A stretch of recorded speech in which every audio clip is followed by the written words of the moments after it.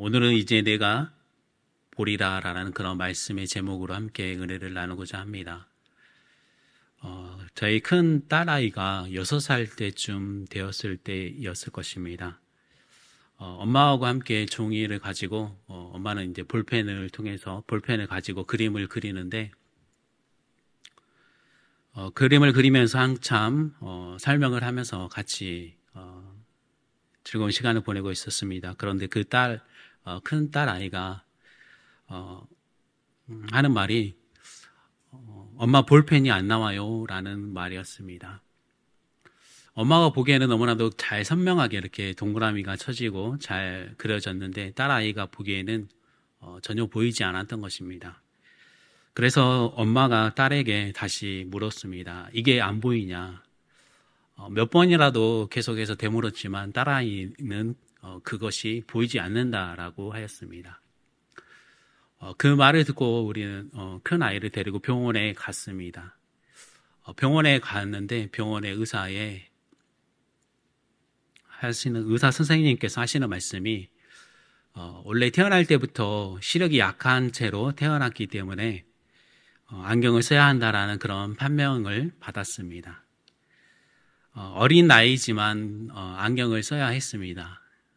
의사가 하는 말이 눈의 시력을 적극적으로 자극적으로 이렇게 할 수 있는 그런 것들을 여러 영상이라든지 매체를 잘 보여주고 또 다양한 색감을 보여주면서 시력을 자극하라라는 것이었습니다. 그렇게 집으로 돌아와서 아이의 시력을 회복하기 위해서 조금씩 도왔고 조금씩 좋아지면서 성인이 되어서 시력이 좋아지고 또 이제 안경을 벗는 라식 수술을 하게 되어서 안경을 벗고 생활하게 되었습니다. 그래서 지금은 안경을 쓰지 않고 생활하게 되었습니다. 어쩌면 모든 것이 처음이었던 결혼 생활을 생각해 보면 이렇게 작은 것 하나하나가 그때에는 마음의 갈피를 못 잡고 어렵게 되어지고 뒤섞여 있는 그런 심정을 발견할 수가 있었습니다. 그렇지만 돌이켜서 보면은 아주 작은 일, 실현 중에 하나라고 생각이 되어집니다. 왜냐하면 딸 아이의 시력이 회복되었기 때문에 그렇습니다. 우리가 겪게 되는 무수한 사건과 또 이야기거리들이 과연 우리가 주님 안에서 잘 회복되어지기를 원하고 있지 않습니까? 그렇다면 주님께서 말씀하셨던 것처럼 이제 내가 보리라 라는 그런 말씀을 통해서 우리가 조금 더 주의 음성을 기울였으면 합니다. 어쩌면 우리가 무엇을 보고 또 우리가 무엇을 만지고 어떤 것을 경험하느냐에 따라서 우리 삶의 지평이 넓게 열리기도 하고 닫히기도 한다라는 것을 알 수가 있습니다. 이것은 신앙생활 면에서도 영적인 안목도 마찬가지입니다. 하나님을 우리가 어떻게 경험하느냐에 따라서 우리의 영적인 안목이 열려서 삶의 방향과 또 가치와 목적이 달라지기도 한다라는 것입니다. 여기서 오늘 우리가 모인 이유가 과연 무엇 때문에 여기에 모이게 되었습니까? 누구를 위해서 우리가 모이게 되었습니까? 우리 삶에 가장 필요한 부분이 과연 어떠한 점들이었습니까? 우리가 신앙인으로서 살아가면서 느껴지는 영적 안목을 키우고 또 그리스도인으로서 삶의 가치를 판단하며 세워가는 것이 참으로 중요하게 느껴지는 그런 순간들이 많이 있었습니다. 그리고 그것은 이웃과의 관계 안에서 더 중요하게 갖춰야 될 그런 믿음의 태도요, 그리스도인의 선한 영향력을 보여주는 그런 모습이었음을 우리가 잘 알 수가 있습니다. 이처럼 선한 영향력은 주님에게 간구함으로 인해서 우리에게 부어주시는 그 은혜를 통해서 우리가 주님의 선한 영향력 아래 나아갈 수 있다는 것입니다. 예수님께서는 선한 분을 한 분이라고 말씀하고 있습니다. 그것이 누가복음 18장 19절 말씀에 예수께서 이르시되 내가 어찌하여 나를 선하다 일컫느냐 하나님 한 분 외에는 선한 이가 없느니라 라고 하였습니다. 하나님 한 분만이 선하신 분임을 얘기해 주고 있습니다. 우리가 진정으로 모셔야 할 그 선한 분은 오직 하나님 한 분이십니다. 우리가 하나님을 우리의 왕으로 모셔서 우리의 삶의 영적인 안목을 키우며 그리스도인의 삶의 가치를 삼고 선한 영향을 나타낼 수 있어야만 할 것입니다. 하나님의 놀라우신 계획하심과 이끄심을 이제 우리 모두가 알게 되어지고 그 하나님의 선한 역사하심을 우리가 눈으로 볼 수 있기를 간절히 소망합니다. 오늘 본문은 모세와 아론이 바로 앞에 나아가서 이 백성으로 하여금 보내어 광야에서 하나님께 절기를 지키게 하라라고 말하였습니다. 그러나 바로는 어떻게 하였습니까? 이스라엘 백성들이 너무 편하기 때문에 이렇게 아니란 생각으로 말을 하게 된다라고 하여서 그나마 백성들에게 제공되었던 볏짚을 제공하지 않고 이전과 똑같은 수량으로 벽돌을 찍어 내기를 명령을 내렸습니다. 열심히 일한 이스라엘 백성들에게 노예로 품고 있었던 그들의 삶은 참으로 안타까웠습니다. 참다 못한 이스라엘 백성들이 이제 바로에게 찾아갔죠. 그래서 바로가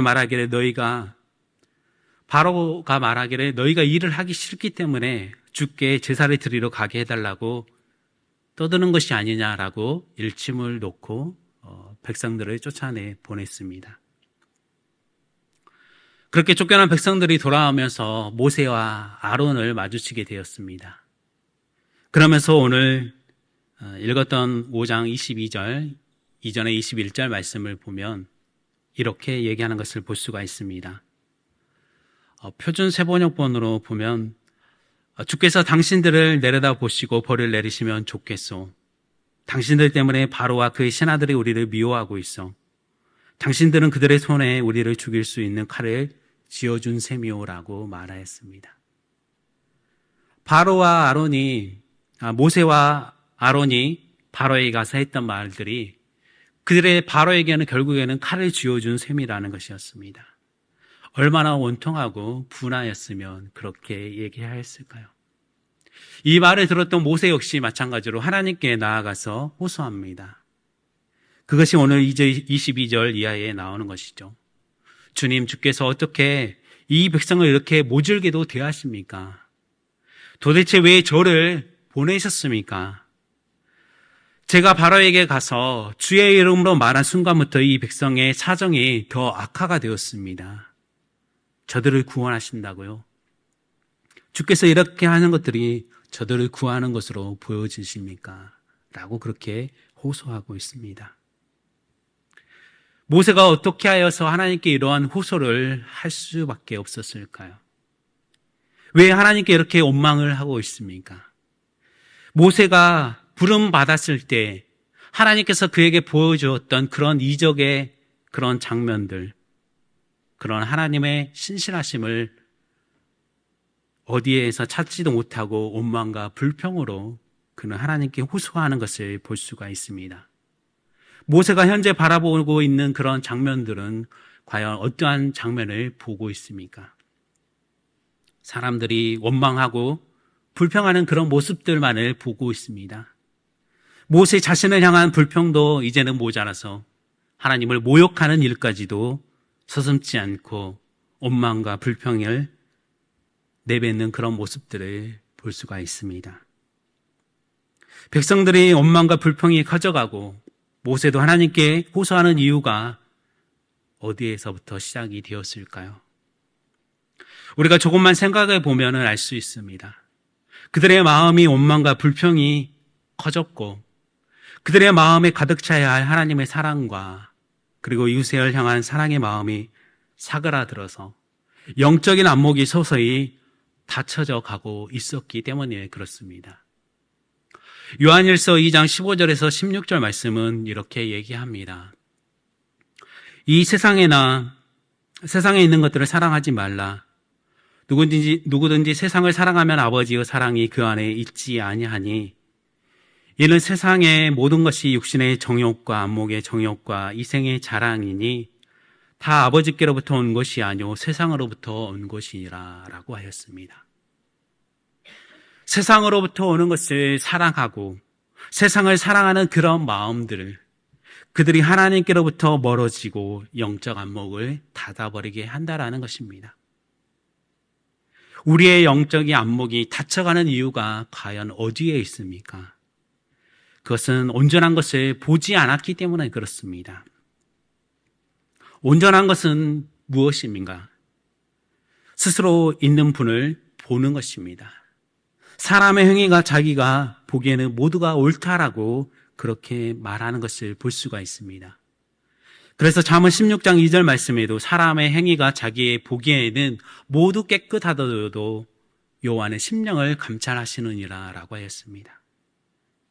사람은 모두가 다 자기가 깨끗하다고 여기며 살아가고 있습니다. 그러나 조금만 떨어져서 나를 보게 되어지면 옳지 못하고 선하지 못한 그런 나의 모습을 볼 때가 있습니다. 나를 발견하게 되는 것이죠. 사람은 온전하지 않기 때문에 그렇습니다. 세상 만물도 그렇습니다. 우리가 온전하고 영원할 것만 같은 언제나 우리가 온전하게 여겨왔던 것들이 불완전하여서 사라지고 소멸되어져 가는 것을 우리는 볼 수가 있습니다. 그러나 스스로 존재할 수 없는 인간이기 때문에 스스로 존재할 수 없는 자연 만물이기 때문에 그렇습니다. 그러나 하나님은 스스로 존재하는 분이요 스스로 있는 분이라고 모세에게 자기의 이름을 알려주었습니다. 그래서 출애굽기 3장 14절 말씀에 이렇게 얘기하죠. 하나님이 모세에게 이르시되 나는 스스로 있는 자이니라. 또 이르시되 너는 이스라엘 자손에게 이같이 이르기를 스스로 있는 자가 나를 너희에게 보내셨다 하라라고 하였습니다. 스스로 있는 분이 바로 여호와 하나님이시라는 것이죠. 그 여호와 하나님이 온전한 분임을 우리가 비로소 알게 되어집니다. 이처럼 온전한 분은 우리가 바라볼 때 우리 삶에 그리고 우리의 인생이 달라진다는 것입니다. 스스로 있는 자를 바라보기 때문에 우리의 인생이 달라질 수밖에 없습니다. 그렇기 때문에 우리는 온전한 하나님을 바라볼 수 있어야 합니다. 우리의 눈은 과연 온전한 것을 바라보고 있습니까? 근간에 우리는 뉴스 보도를 통해 묻지마 칼부림에 대한 뉴스를 접하게 되었습니다. 처음 보도가 된 이후에 묻지마 칼부림이 계속되었고 또 여기저기서 예고하는 글들이 올라왔던 것을 알 수가 있습니다. 이것은 무엇을 우리에게 알려주고 있습니까? 온전하지 못한 행위를 보게 되니까 온전하지 못한 행위에 대해 동조하는 마음을 갖는 악한 행위가 그대로 나타나는 것을 우리가 볼 수가 있었습니다. 악은 악한 것을 낳게 되어지는 그런 현 상황을 보면서 야고보서 1장 15절 말씀이 욕심이 잉태한 즉 죄를 낳고 죄가 장성한 즉 사망을 낳느니라는 그런 말씀이 떠오릅니다. 과연 이렇게 악한 행위가 정당화될 수 있다고 보여지신가요? 이런 악한 행위를 보고 우리 신앙인들은 이렇게 기도하기도 합니다. 하나님, 저들의 고통을 외면하시겠습니까? 왜 방관만 하시고 계십니까? 어디에서 이 말을 들어본 것 같지 않습니까? 본문 모세가 이렇게 말하는 것을 오늘 본문 22절 말씀에 보면 주여 어찌하여 이 백성이 학대를 당하게 하셨습니까? 주의 이름으로 말한 후부터 그가 이 백성을 더 학대하며 주께서도 주의 백성을 구원하지 아니하시나이다 라고 하고 있습니다. 묻지마 칼부림에 대해 상처 입은 자들을 폄훼하는 것이 아닙니다. 또한 모세를 향해 지탄을 보내는 것이 아닙니다. 이들이 겪었던 아픔과 슬픔은 너무나도 당연히 마음이 아프고 슬픈 일입니다. 그럼에도 오늘 우리는 이 상황에서 무엇을 보았느냐라는 것입니다. 악인에 대해 철저히 심판하시는 은혜와 긍휼의 하나님을 우리는 발견해야 합니다. 믿음의 선한 선구자적 역할을 담당했던 모세도 인간이기 때문에 이렇게 연약하여서 하나님께 호소하는 그 모습을 보여주고 있습니다. 출애굽기 4장에 보면 하나님께서 모세를 이스라엘의 지도자로 부르시면서 그에게 보여준 세 가지 장면이 있습니다. 그 장면은 선한 역사를 이루기 위해 하나님의 놀라운 능력을 보여주었던 사건들입니다.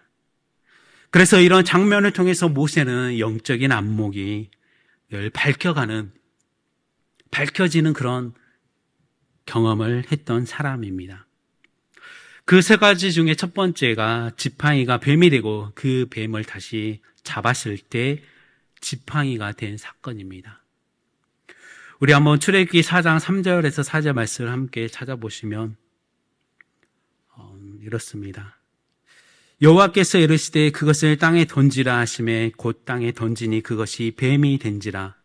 모세가 뱀 앞에서 피하매 여호와께서 모세에게 이르시되 네 손을 내밀어 그 꼬리를 잡으라. 그가 손을 내밀어 그것을 잡으니 그의 손에서 지팡이가 된지라 라고 하였습니다. 단순한 지팡이였지만 뱀이 되고 뱀이 다시 지팡이가 되는 것입니다.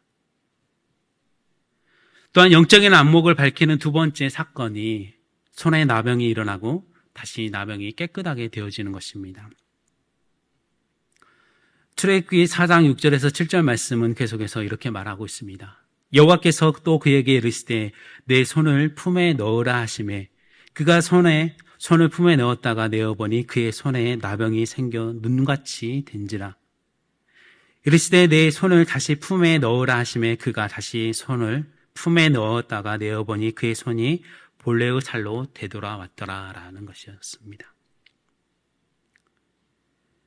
그리고 마지막 세 번째 사건은 물이 피로 변하게 되어지는 사건입니다. 이것은 현재 즉각적으로 나타나는 그런 사건이 아니었습니다. 그렇지만 하나님께서 이 예언의 말씀이 그대로 성취되어져 가는 사건을 보여줬습니다. 그래서 모세가 영적인 안목이 열리게 되어지는 거듭되어지는 그런 사건들입니다. 물이 피로 변하는 그 예언의 말씀이 출애굽기 3장 9절 말씀에 이렇게 말씀하고 있습니다. 그들이 이 두 이적을 믿지 아니하며 내 말을 듣지 아니하거든 너는 나일 강물을 조금 떠다가 땅에 부으라. 내가 또 나일 강물이 땅에서 피가 되리라 라고 하였습니다. 이 말씀이 어떻게 성취되었는지 출애굽기 7장 20절과 21절 말씀은 이렇게 얘기하고 있습니다. 모세와 아론이 여호와께서 명령하신 대로 행하여 바로와 그의 신하의 목전에서 지팡이를 들어 나일강을 치니 그 물이 다 피로 변하고 나일강의 고기가 죽고 그 물에서 악취가 나니 애굽 사람들이 나일강 물을 마시지 못하며 애굽 온 땅에는 피가 있으나 라고 하였습니다. 이 예언의 말씀이 분명 성취가 되었습니다. 모세의 영적 안목이 이렇게 열려져 가고 있었습니다. 그런데 참으로 의아한 점이 있습니다. 이같이 영적으로 안목이 열려가는 그런 사람도 불평과 원망의 소리를 듣거나 그런 소리를 보게 되어진다면 그도 역시 하나님을 원망한다라는 것입니다. 때문에 우리가 보게 되어지는 것이 얼마나 중요한지를 우리에게 알려주고 있습니다. 사람들의 원망과 그 불평의 소리가 우리에게 어떻게 작용되어지는지 혹시 우리는 알고 있습니까?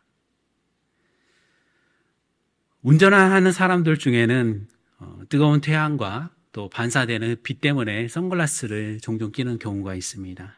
눈을 보호하는 것이죠. 선글라스를 쓰고 평지와 들판을 지날 때는 전혀 불편함을 느끼지 못합니다. 그렇지만 갑자기 터널을 지나는 경우를 맞이하게 됩니다. 그 순간 어떻게 되어집니까? 앞이 캄캄하여서 아무것도 보이지 않는 그런 경험을 한 적이 있을 것입니다. 이처럼 영혼을 어둡게 만드는 것은 사람들의 원망과 불평이라는 것입니다. 선글라스를 끼고 터널을 들어가는 것과 같이 모세의 영혼을 어둡게 만들었던 것이 있었습니다. 이스라엘 백성들의 육체의 고통스러운 그런 장면들이었습니다. 그리고 바로 앞에서 모진 수모를 겪으면서 쫓겨남으로 인해서 이미 영안이 조금씩 어두워져 가는데 이스라엘 백성들이 원망을 보게 되어지니 도저히 자신이 감당이 안 될 지경에 이르게 되었습니다. 백성들의 고통과 바로의 수모라는 그런 선글라스를 끼고 백성의 원망이라는 터널로 들어가게 되니 어떻게 할지를 전혀 보이지 않고 터널 안에 갇히게 되니 결국 그도 역시 하나님께 원망하는 호소를 하게 되었던 것입니다. 사랑하는 성도 여러분, 우리의 영적 안목을 가지고 또한 가리고 거스르게 하는 것이 과연 무엇이었습니까? 완전하신 주님을 의지하지 못하게 하는 상황이 우리 삶 가운데 어떠한 상황이었습니까? 이제 주님으로 온전하여지고 완전하신 영적 안목을 회복할 수 있기를 간절히 소망합니다. 어떻게 우리의 닫혀있던 이런 영적 안목을 열어갈 수 있을까요? 하나님께서 모세에게 이제 내가 보리라 라고 말하게 된 것은 무엇을 말씀하고 있습니까? 하나님의 강한 손을 보게 될 것입니다. 그리고 하나님의 강한 손으로 말미암아 바로가 그들을 그 땅에서 쫓아내게 되는 것을 본다라는 것을 말하는 것입니다. 내가 보리라라는 그런 단어는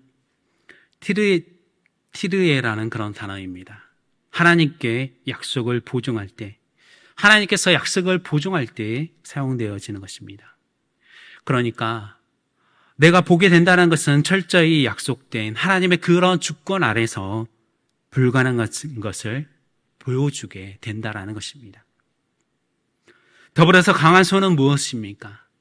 하나님의 절대적인 그런 능력을 나타내는 그런 단어입니다. 그러니 하나님의 절대적인 그 약속과 능력으로 나타나는 사건들 가운데 우리가 서게 될 것이다. 내가 서게 될 것이라는 것을 알려주는 것입니다. 뿐만 아니라 쫓아내게 되리라라는 것은 어쩔 수 없는 상황에서 내어준다라는 그런 의미로서 여호와 하나님의 강한 팔로서 역사하게 되어지기 때문에 바로가 어쩔 수 없이 이스라엘 백성들을 쫓아내시지 보내어지게 될 것이다 라는 것을 말하는 것입니다. 그래서 출애굽기 12장 33절 말씀에는 이렇게 얘기하는 것을 볼 수가 있습니다. 애굽 사람들은 말하기를 우리가 다 죽은 자가 되도다 하고 그 백성을 재촉하여 그 땅에서 속히 내보내려 함으로라고 했습니다.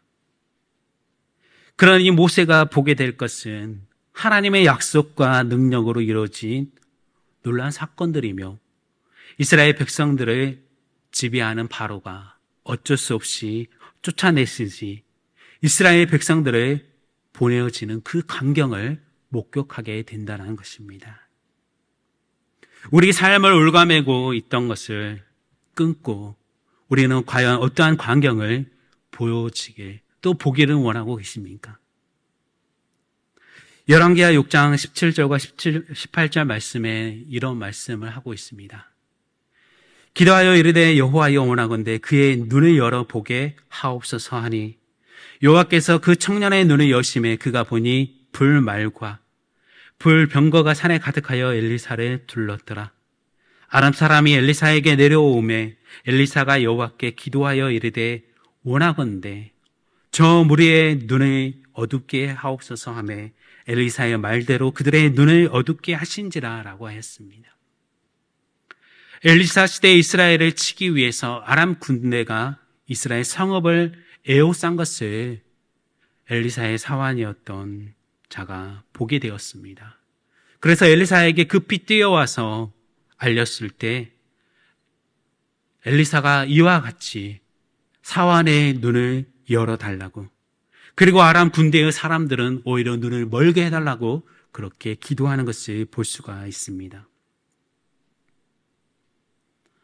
누가복음 18장 38절과 41절에서 43절 말씀도 맹인이 외쳐 이르되 다윗의 자손의 수여 나를 불쌍히 여기소서 하거늘 내게 무엇을 하여 주기를 원하느냐 이르되 주여 보기를 원하나이다.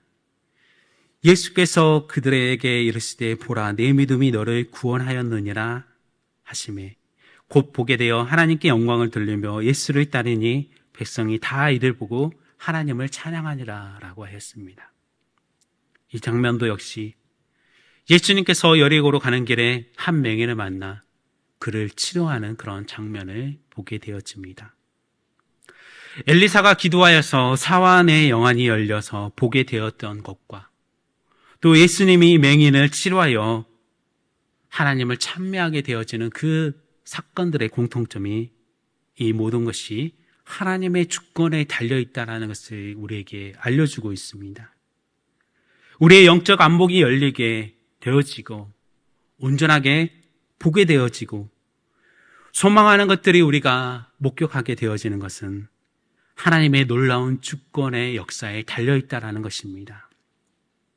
주님께서 열어주시니까 보게 되었다는 것입니다. 우리가 원하고 바라고 기도하는 것들을 이루신 분은 바로 하나님이십니다. 이제가 내가 보는 것들을 하나님의 권능 아래에 있습니다. 그렇게 우리의 영적 안목은 그분의 손 아래에 있게 되어집니다.